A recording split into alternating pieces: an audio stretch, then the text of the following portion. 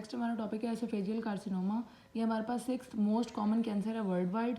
और इसके अंदर क्या होता है, ये बहुत लेट स्टेज पर जाके डायग्नोज होता है, ऐसे टाइम पर डायग्नोज होता है जहाँ से क्योरेबल नहीं होता। 80% of the primary oesophageal carcinoma are malignant. 80% जो हमारे पास एसोफेजियल कार्सिनोमाज होते हैं प्राइमरी जो वहीं पर डेवलप होते हैं वो क्या होते हैं, मेलिग्नेंट होते हैं। इसकी दो टाइप्स होती हैं, स्क्वामस सेल कार्सिनोमा और एडिनो कार्सिनोमा। ठीक है, अब जो स्क्वामस सेल कार्सिनोमा है primarily occur in the middle third of the oesophagus. ये कहाँ पे होता है, एसोफेगस के दरमियान में होता है। और जो एडिनो कार्सिनोमा होता है ये एसोफेगस के लोअर पार्ट में होता है। ठीक है, स्क्वामस सेल कार्सिनोमा जो है कि मोस्ट कॉमन सब टाइप है। उसके बाद जो स्क्वामस सेल कार्सिनोमा का इंसिडेंस है वो तकरीबन स्टेबल है, मतलब जितने केसेस शुरू में होते थे उतने केसेस ही अब हैं। लेकिन एडिनो कार्सिनोमा का इंसिडेंस बढ़ता जा रहा है। पिछले 2 डेकेड्स में एडिनो कार्सिनोमा का रिस्क जो इंसिडेंस है, जो नए पेशेंट्स इसमें आए हैं वो बहुत ज़्यादा आ गए हैं। और एडिनो कार्सिनोमा की हमारे पास जो मोस्ट कॉमन कॉज है वो बैरेट्स एसोफेगस है। बैरेट्स एसोफेगस हमने पढ़ी थी, गर्ड की कॉम्प्लिकेशन होती है। जब एक बंदे को हर वक्त गर्ड रहेगा तो उसकी जो हमारे पास एसोफेगस की जो नॉर्मल एपिथीलियम होती है वो स्क्वामस एपिथीलियम होती है। वो जब रिप्लेस हो जाती है बाय द कोलमनर एपिथीलियम तो उसे हम कहते हैं बैरेट्स एसोफेगस। ये मेटाप्लेजिया की टाइप है और Barrett's oesophagus can lead to adenocarcinoma. अब हम इन दोनों की कॉजेज देखेंगे, दोनों की कॉजेज डिफरेंट हैं। एडिनो कार्सिनोमा की most common cause Barrett's oesophagus है। उसके बाद हमें पता है कि बैरेट्स एसोफेगस क्यों होती है, गर्ड की वजह से होती है। तो एक कॉज इसकी गर्ड है, ओबेसिटी है, फैटी इंटेक है, या फिर हमारे पास क्या अल्कोहल इंटेक है या स्मोकिंग है। स्क्वामस सेल कार्सिनोमा एस से बनता है, इसकी मोस्ट कॉमन कॉज स्मोकिंग है। स्मोकिंग के बाद उससे रिलेटेड अल्कोहल हो गया, फिर हमारे पास नाइट्रोसामिन डाइट, ये भी हमारे पास अल्कोहलिक बेवरेजेस होती हैं। उसके बाद 3 चीज़ें तो हो गई हैं, ये वाली स्मोकिंग, अल्कोहल और ये। उसके बाद हमारे पास विटामिन ए, सी और जिंक की डेफिशिएंसी है। फिर हमारे पास S S squamous cell carcinoma, S S structure formation. उसके अलावा long standing achalasia, celiac disease, या फिर हमारे पास टाइलोसिस में क्या होता है कि hyperkeratosis of palms and soles. और ह्यूमन पेपिलोमा वायरस भी स्क्वामस सेल कार्सिनोमा की एक कॉज है। इसकी प्रेजेंटेशन अब पेशेंट प्रेजेंट कैसे करेगा, जिसको एसोफेगस का कैंसर होगा डिस्फेजिया के साथ प्रेजेंट करेगा। Dysphagia is the most common presenting symptom. उसके अलावा हमारे पास क्या हो सकता है, रेट्रोस्टर्नल डिस्कम्फर्ट हो सकती है, मतलब उसका स्टर्नम के पीछे डिस्कम्फर्ट फील होगी। और क्या होगा हमारे पास, उसके अलावा जो है वो एक्सटेंशन ऑफ द ट्यूमर। और अगर यही ट्यूमर हमारे ट्रैकियोब्रोंकियल ट्री के अंदर एक्सटेंड कर जाए तो ये हमारे पास सारे रेस्पिरेटरी सिम्टम्स, स्ट्राइडर, आवाज़ खराब हो जाएगी, कफिंग होगी, चोकिंग होगी और रेस्पिरेशनल नमूनिया होगा। हॉर्सनेस ऑफ वॉइस होगी, it may be due to paralysis of the left recurrent laryngeal nerve का। अगर इतना बड़ा सारा ट्यूमर हो जो जाकर लेफ्ट रिकरेंट लेरिंजियल नर्व का पैरालिसिस करवाते तो आपको क्या हो जाएगा, हॉर्सनेस ऑफ वॉइस होगी। उसके अलावा अगर यही ट्यूमर हमारे वोकल कॉर्ड्स को इन्वेड करते तो उसके रिजल्ट में भी क्या होगा, हॉर्सनेस होगी। वेट लॉस होता है कैंसर के अंदर, आपको पता है कि तो हर कैंसर में ही होता है। एनीमिया होगा और लिम्फ नोड्स पैल्पेबल होती हैं, सर्वाइकल लिम्फ एडिनोपैथी होती है। नेक्स्ट हमारे पास है इन्वेस्टिगेशन। सबसे पहले हमने एसोफेजियल कार्सिनोमा ई से या तो हमने एंडोस्कोपी करवानी है। Endoscopy is the first investigation provide direct visualisation. इससे आपको डायरेक्टली पता लग जाता है कि जो ट्यूमर है उसका साइज, लोकेशन, हर चीज़ का। ठीक है, once the diagnosis is established the other. अब एक बार हमें कंफर्म हो गया कि हाँ इसको एसोफेजियल कार्सिनोमा है, अब हमने देखना है उसकी स्टेजिंग कि कौन सी स्टेज का कैंसर है। उसके लिए हम उसका सिटी स्कैन करते हैं। सिटी स्कैन किस किस जगह का करेंगे कि कहीं और जगहों पे स्प्रेड तो नहीं हो गया, चेस्ट का, एब्डोमेन का, पेल्विस का। उसके बाद एंडोस्कोपिक अल्ट्रासोनोग्राफी करेंगे। उसके बाद पेट स्कैन करेंगे।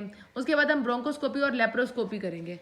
अब सिटी स्कैन का क्या रोल है इसके अंदर, CT scan provide useful information about the एक तो हमें बताएगा कि लोकली कितना स्प्रेड हुआ हुआ है कैंसर, इन वेगन कहीं इसने मतलब दूर कितना गया हुआ है। और उसके अलावा हमें पता लगता है इससे लिम्फ नोडल इन्वॉल्वमेंट का पता लगता है। और उसके अलावा डिससेमिनेटेड डिजीज, कहीं दूर दूर वाले ऑर्गन्स में तो नहीं फैला हुआ, जैसा कि एसोफेजियल कार्सिनोमा लंग्स में जाता है, लीवर में जाता है और आपकी पेरिटोनियम में जाता है। तो इससे सिटी स्कैन से local invasion, local extent, invasion, metastases, डिससेमिनेशन और लिम्फ नोडल इन्वॉल्वमेंट, 4 चीज़ों का हमें पता चलता है। एंडोस्कोपिक अल्ट्रासाउंड प्रोब हम क्या करते हैं, अल्ट्रासाउंड प्रोब को अटैच करते हैं टू द एंडोस्कोप। हमने दोनों को आपस में अटैच कर दिया। अब इससे हमें पता लगता है कि दीवार के अंदर ट्यूमर कितना डीप किया हुआ है, कितना पेनिट्रेट किया हुआ है। Penetration by the tumour T1 to T4, मतलब कितना ज़्यादा वॉल के अंदर उसकी पेनिट्रेशन है, कितनी डीप पेनिट्रेशन है। एक तो अल्ट्रासाउंड से हमें ये पता चलता है, दूसरा हमें पता चलता है कि कितने lymph nodal metastasis, lymph nodes involve हैं या नहीं। कैन बी डिटर्मिन्ड विद अच्छा, curative rejection shouldn't be encouraged if tumour has invaded the Edison. अगर तो ट्यूमर ने इर्द गिर्द के स्ट्रक्चर्स को इन्वॉल्व कर लिया है तो हमें कभी भी उसकी क्यूरेटिव जो है वो रिसेक्शन नहीं करनी चाहिए, ट्यूमर को निकालना नहीं चाहिए, क्योंकि अब वो इर्द गिर्द के एरियाज में स्प्रेड हो चुका है।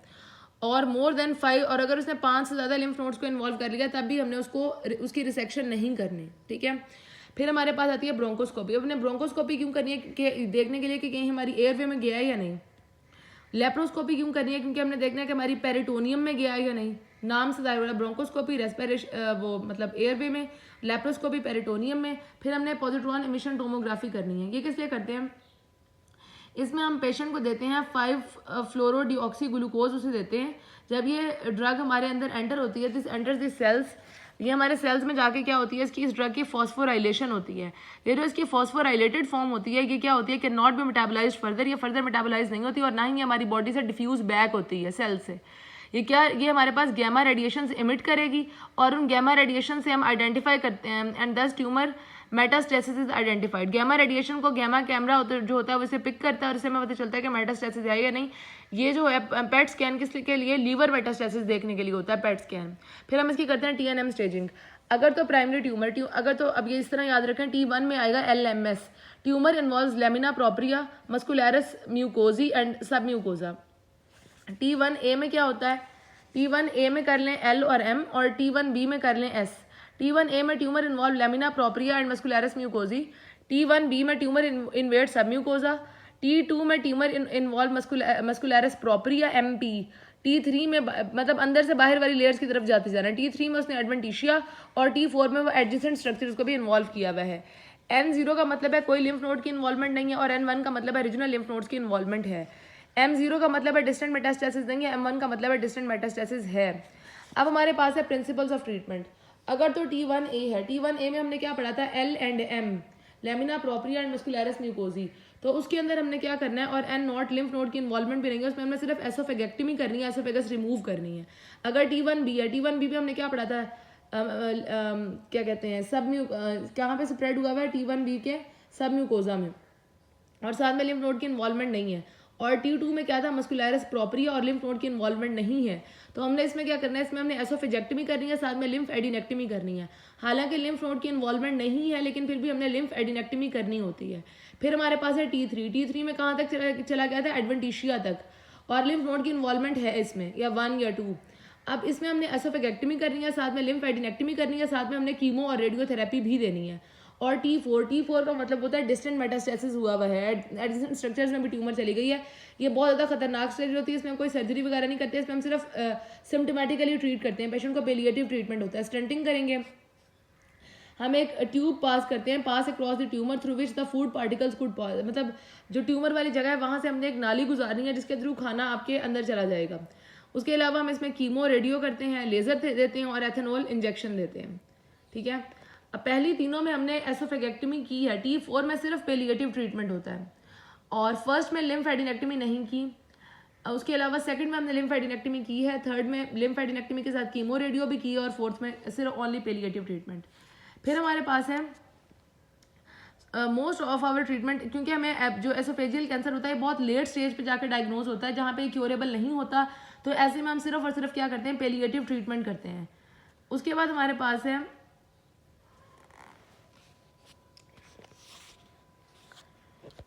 Surgery is the best modality. अगर तो हमारे पास सिर्फ और सिर्फ T1 to T3 है, जहाँ पे जो ट्यूमर है वो कन्फाइंड टू एसोफेगस है, तो ऐसे में हमारे पास सर्जरी सबसे बेस्ट है।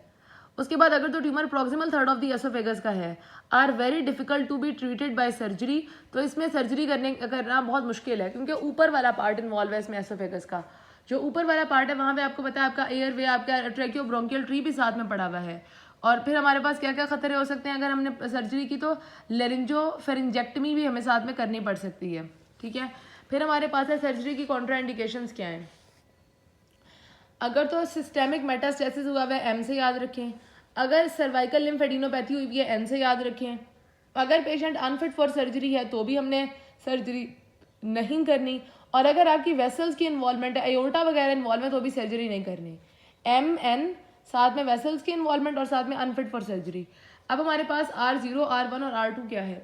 R0 का मतलब है कंप्लीट रिसेक्शन करनी है with no microscopic residual tumour, margins are microscopically negative according to pathologist. इसमें हमने क्या करना है? पूरे का पूरा ट्यूमर निकाल देना है, और with no microscopic residual, tumour का कोई माइक्रोस्कोपिक पार्ट भी हमने नहीं छोड़ना। और उसके बाद जब हम उसकी वो कराएंगे, बायोप्सी वगैरह कराएंगे, तो हमें क्या पैथोलॉजिस्ट कंफर्म करेगा कि माइक्रोस्कोपिकली नेगेटिव है, इसके जो मार्जिन हैं, इसके किनारे हैं, वो क्या है, माइक्रोस्कोपिकली नेगेटिव है, मतलब वहाँ पे कोई ट्यूमर सेल्स प्रेजेंट नहीं है। R1 रिसेक्शन में हम क्या करते हैं, कंप्लीट रिसेक्शन करते हैं with no grossly visible tumour.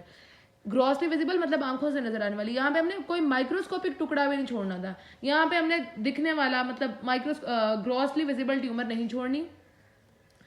But microscopic cancer can be left behind, microscopic cancer जो है वो लेफ्ट बिहाइंड हो सकता है R1 रिसेक्शन में। और margin are microscopically positive to the pathologist, जब पैथोलॉजिस्ट इसको देखेगा तो जो ट्यूमर हमने निकाल के उसके बाद सैंपल भेजा, उसके जो मार्जिन हैं वो क्या होंगे, पॉजिटिव होंगे ट्यूमर सेल्स के लिए।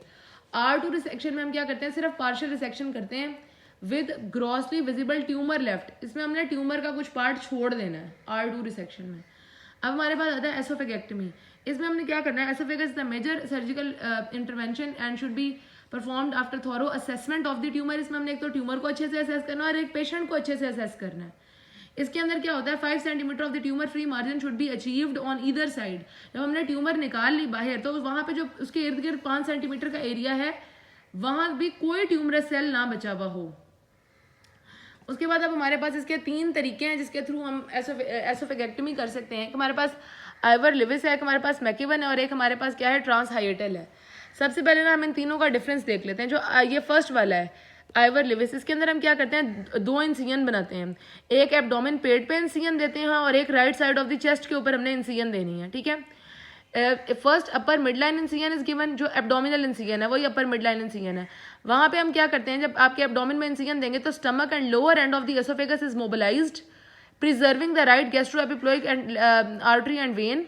और हमने क्या करना है कि स्टमक को और lower end of the oesophagus को बाहर निकालना है, फिर हमने थोरेकोटमी करनी है, right side of the thorax के ऊपर इंसिजन देनी है और एसोफेगस को काट देना है और स्टमक को हमने ऊपर थोरेक्स में ले जाना है और वहां पे जाके एसोफेगस का जो बाकी का बचा हुआ पार्ट था, जो सही था, जो कैंसरस नहीं था, उसके साथ हमने एनास्टोमोसिस कर देना है। तो इसके अंदर क्या होता है, एब्डोमिनल इंसिजन होती है और right side of the chest पे इंसिजन देते हैं और इसमें जो एनास्टोमोसिस बनता है वो थोरेसिक एनास्टोमोसिस होता है। ये सारे एमसीक्यूज हैं। इट इज बेटर, ये हमारे पास इसमें कौन सा पार्ट के लिए, lower part of the oesophagus के लिए ज़्यादा अच्छा है और इसके अंदर ज़्यादा लिम्फ नोडल डाइसेक्शन पॉसिबल है, अच्छा तरीका है। और लेकिन इसके अंदर नुकसान ये है कि क्योंकि आपका जो एनास्टोमोसिस है वो थोरेसिक है, तो इसके अंदर अगर वो एनास्टोमोसिस फट जाए तो उसकी वो बहुत ज़्यादा कॉम्प्लिकेशंस पैदा हो सकती हैं और क्योंकि आपका चेस्ट का एरिया जो है वो इन्वॉल्व होता है। फिर हमारे पास है मैकिवन 3 स्टेज एसोफेजेक्टमी, वो 2 स्टेजेस थी, उसमें 2 जगह इंसिजन दी थी, यहाँ पे 3 जगह देनी है। वहाँ पे एब्डोमिन और थोरेक्स था, यहाँ पे हमारे पास नेक है, चेस्ट है और एब्डोमिन है, ठीक है।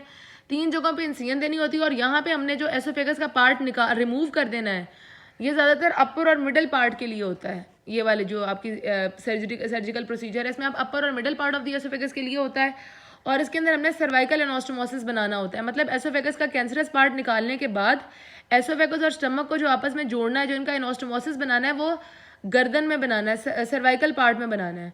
और इसके अलावा ये क्या होता है, अगर लेकिन ये है कि इसका लीक जो है वो उसकी कम कॉम्प्लिकेशंस होती हैं, क्योंकि नेक में अगर लीक होगा भी एनास्टोमोसिस तो आपके सर्वाइकल पार्ट में होगा, वहाँ पे कोई इतने आपके वाइटल ऑर्गन्स पड़े हुए नहीं होते। तीसरी चीज़ है हमारे पास ट्रांस हाइएटल, यहाँ पे हम 2 इंसिजन्स देते हैं, एक एब्डोमिन में और एक नेक में। ये हमारे पास एब्डोमिन और चेस्ट था, ये हमारे पास एब्डोमिन और नेक है। इसमें हमने ट्रांस हाइएटल में थोरेक्स को इन्वॉल्व नहीं करना, टी से बनता है लेकिन इसमें थोरेक्स के अंदर कोई इंसिजन नहीं देनी। यहाँ पे भी आपने सर्वाइकल एनास्टोमोसिस करना होता है और ये हमारे पास बेस्ट है लोअर एसोफेजियल पार्ट के लिए या गैस्ट्रो एसोफेजियल जंक्शन के लिए, जो ट्रांस हाइएटल है। लेकिन ट्रांस हाइएटल का एक नुकसान ये, एडवांटेज तो इसका ये है कि इसमें आपको थोरेक्स खोलनी नहीं पड़ेगी, लेकिन उसका नुकसान ये है कि adequate lymphadenectomy can not be performed by this, में आप लिम्फ नोड्स प्रॉपरली रिमूव नहीं कर सकते ट्रांस हाइएटल में। फिर हमारे पास है all these procedures are can also be performed by minimally invasive technique. Abdominal part of the operation is performed by, इसमें जो एब्डोमिनल पार्ट होता है वो हम लेप्रोस्कोप के जरिए करते हैं, थोरेसिक पार्ट हम थोरेकोस्कोपी के जरिए करते हैं। अब हमारे पास एसोफेगस जब आपने रिमूव कर दिया, इसकी कॉम्प्लिकेशंस क्या हैं, कुछ इसकी पल्मोनरी कॉम्प्लिकेशंस हैं, मतलब आपके पल्मोनरी कॉम्प्लिकेशंस क्या है, इसकी वजह से एटीलेक्टेसिस, आपके एल्वियोलाई कोलैप्स हो सकते हैं, नमूनिया हो सकता है, ARDS हो सकता है, एम्पाइमा हो सकता है, ठीक है। उसके बाद आपका अगर एनास्टोमोसिस लीक हो जाए, जैसे कि हमने अभी पढ़ा, अगर थोरेसिक लीक होगा तो बहुत ज़्यादा कॉम्प्लिकेशंस होंगी। It is more serious complication and can occur in 0 to 40% of the cases में एनास्टोमोसिस लीक हो जाता है। उसके अलावा आपकी जो थोरेसिक डक्ट है उसकी इंजरी हो सकती है। जब आपके थॉरक्स में पड़ी हुई है ना, तो आपने उसको वो इंजर हो सकती है। थोरेसिक डक्ट की इंजरी की वजह से क्या होगा, काइलोथोरैक्स या काइलो नीमोपेरिटोनियम। काइल क्या होता है, लिम्फेटिक फ्लूइड होता है जो एनरिच्ड होता है विद फैट। तो ये हमारे पास हमारी पेरिटोनियल कैविटी में, प्लूरल कैविटी में लीक हो सकता है। इसकी वजह से काइलोथोरैक्स और काइलोपेरिटोनियम हो सकती है। इंजरी, ये आर्टरी की इंजरी हो गई, ये नर्व की इंजरी हो गई, injury to the recurrent laryngeal nerve, injury to aorta. ये तीनों चीज़ों की क्या हो सकती है, इंजरी हो सकती है, लीडिंग टू हेमरेज। वूंड की कॉम्प्लिकेशन हो सकती है। उसके अलावा ये हमने पल्मोनरी कॉम्प्लिकेशंस पढ़ी थी, अब हम पढ़ेंगे कार्डियक कॉम्प्लिकेशन। हार्ट, क्या आपका मेन चेस्ट का ऑर्गन है, इसमें क्या क्या एक्यूट एट्रियल फिब्रिलेशन हो सकती है, मायोकार्डियल इन्फार्क्शन, हार्ट फेलियर और डायफ्रामेटिक हर्निएशन हो सकती है। Radiotherapy is very effective treatment in squamous cell carcinoma. जो स्क्वामस सेल कार्सिनोमा होता है वो रेडियो सेंसिटिव होता है, एस से सेंसिटिव, एस से स्क्वामस। जो एडिनो कार्सिनोमा होता है वो रेडियो रेजिस्टेंट होता है, वो रेडियोथेरेपी को रिस्पॉन्ड नहीं करता। Disadvantage of the radical radiotherapy was development of fibrous structure. इसका रेडियोथेरेपी का एक नुकसान ये होता है कि हमारे पास फाइब्रोसिस करवा देता है, स्ट्रक्चर्स बनवा देता है, ठीक है। उसके अलावा हम इसके अंदर क्या कर सकते हैं, कीमोथेरेपी भी कर सकते हैं। कीमोथेराप्यूटिक एजेंट्स में हमारे पास क्या है कि सिस्प्लास्टिन या फिर 5-फ्लोरोयूरासिल है। उसके अलावा हमारे पास जनरली एसोफेजियल कार्सिनोमा का प्रोग्नोसिस बहुत पुअर होता है, क्योंकि बहुत लेट स्टेज पे जाकर डायग्नोज होता है। T1 में 80% प्रोग्नोसिस है, अगर तो T2 है तो 50% है, T3 में 20, T4 में 7 और M1 में 3% प्रोग्नोसिस है। ज़्यादातर हमने इसमें पेलिएटिव ट्रीटमेंट ही देना होता है, क्योंकि लेट स्टेज पे जाकर T4 पे जाकर तो ये डायग्नोज होती है, और T4 में हमने पढ़ा था कि पेलिएटिव ट्रीटमेंट ही है। इसमें हम सिर्फ सिम्टम्स को हमने क्या करना होता है, रिलीव करना होता है। और इंट्यूबेशन का क्या मतलब है, इंट्यूबेशन का ये मतलब है कि हमने कैंसरस पार्ट में से एक ट्यूब को गुजारना है जो हमारे पास फूड को अलाउ करेगी कि वो गुजरे, मतलब वो उस ट्यूब में से गुजर के आगे चली जाएगी। उसके अलावा हम इसमें लेजर थेरेपी भी दे सकते हैं, डायाथर्मी, आर्गॉन बीम, प्लाज्मा कोएगुलेशन, और तीसरा हमारे पास हमने अल्कोहल का इंजेक्शन भी दे सकते हैं। Radiotherapy can be used to relieve the dysphagia and to relieve the bony pain caused by metastatic deposits in the bone.